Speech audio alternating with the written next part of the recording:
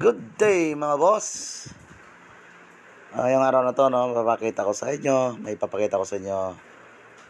ang isang CVT set para sa Aerox at or NMAX. Ngayong araw na to ay magset tayo ng pulley set, bell, center spring at clutch spring para dito sa Aerox.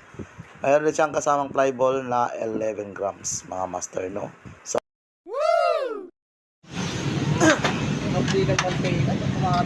ito, naglagay tayo ng center spring na 1,000.